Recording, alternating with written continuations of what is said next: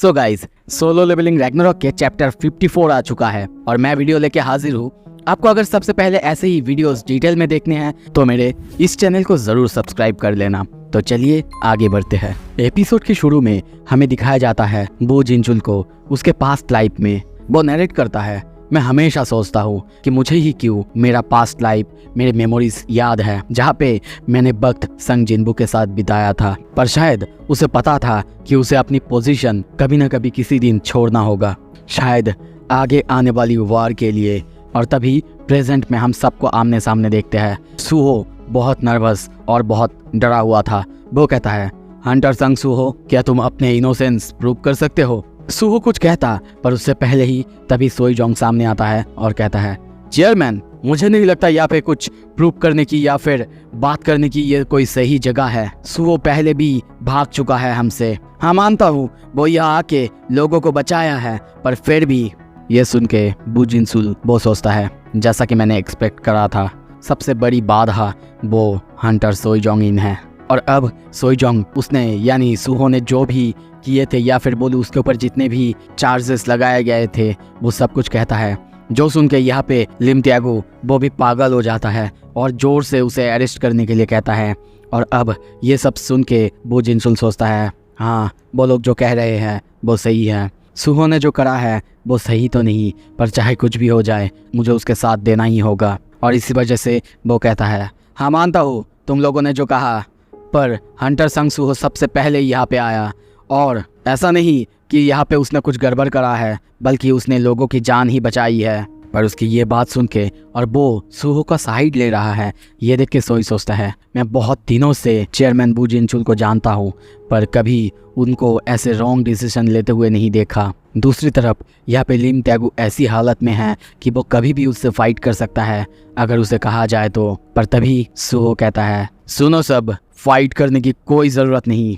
और तभी सुहो अपना ऑरा रिलीज करता है और कहता है, मैं खुद अपनी इनोसेंस प्रूव करूँगा। हाँ, मेरा तरीका थोड़ा सा वायलेंट हो सकता है। सुहो को बहुत गुस्से में देखते हैं। बो जिनचुल कहता है, नहीं नहीं हंटर संग सुहो, ऐसा मत करो। दूसरी तरफ ये देख के लिम त्यागो को और ज़्यादा गुस्सा आ जाता है और वो सीधा उसके ऊपर तीर से हमला करता है, जो कि सीधा जाके सुहो को लगता भी है, उसे दर्द भी होता है। और अब ये देख के बिएक योनो वो उसकी तरफ दौड़ के जाता, पर तभी सुहो को देखते हैं वो भी अपने हथियार से या फिर बोलूं शैडो हथियार से सीधा लिम त्यागो के ऊपर हमला करता है। और तभी हम लिम त्यागो के वहाँ पे चाबी को देखते हैं। वो जाके सीधा उसके बॉडी में घुस चुका था, जिसके वजह से उसे सब कुछ याद आ जाता है, उसके पास्ट लाइफ में जो भी हुआ था। दूसरी तरफ ये किसी को समझ नहीं आ रहा था कि क्या हुआ। तभी बेरू कहता है, यंग मोनार्क, आपको कुछ हुआ तो नहीं? और क्या आप उनको उनकी पुरानी मेमोरीज याद दिलाने की कोशिश कर रहे हैं?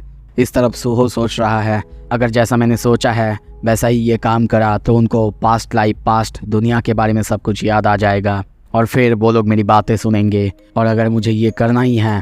और तभी वो फिर से दौड़ता है सोई जोंग इन की तरफ, सीधा उसे हमला करता, पर सोई अपने फायर से उसके ऊपर एक बैरियर तैयार करता है। बिएक योनो चिल्लाने लगता है, सुहो ऐसा मत करो। अब सोई जोंग को देखते हैं, वो कहता है, तुम्हें लगता है सच में तुम मेरे ऊपर ऐसे हमला कर सकते हो? पर अगर तुम ऐसे अचानक हमला कर सकते हो तो तुम सच में खतरनाक हो। पर तभी वो चौंकता है क्योंकि सुहो उसकी बैरियर को तोड़ते हुए आगे आ रहा था उसे मारता।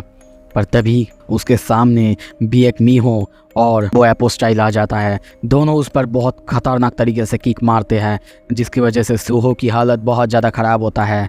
और इस तरफ उसका जो काम था वो पूरा हो चुका था, क्योंकि वो चाबी अब सीधा सोई जोंग इन के बॉडी में भी घुस चुका था, जिसके वजह से उसके पास्ट लाइफ से सब कुछ उसे फिर से याद आने लगता है। इस तरफ उसे ऐसा देख के किसी को भी कुछ समझ नहीं आ रहा था। तभी वो शांत होता है और कहता है, बस मैं इतना ही कर सकता था। ये देख के बिएक मीहो उसके ऊपर सीधा हमला करने आती, पर तभी पीछे से लिम त्यागो कहता है, ये मेमोरीज, ये आखिर क्या चीज़ है? पीछे से तभी सोई जोंग इन वो भी बिल्कुल ऐसे ही बातें करने लगता है और कहता है, संग सुहो, क्या तुम हमें बता सकते हो तुमने हमारे साथ क्या किया है? वो दोनों रो रहे थे, उनके आंखों से आंसू निकल रहा था। और तब सुहो धीरे से उठता है और कहता है, व्हाट अ रिलीफ, ऐसा लगता है कि अब मैं फाइनली बात कर सकता हूँ।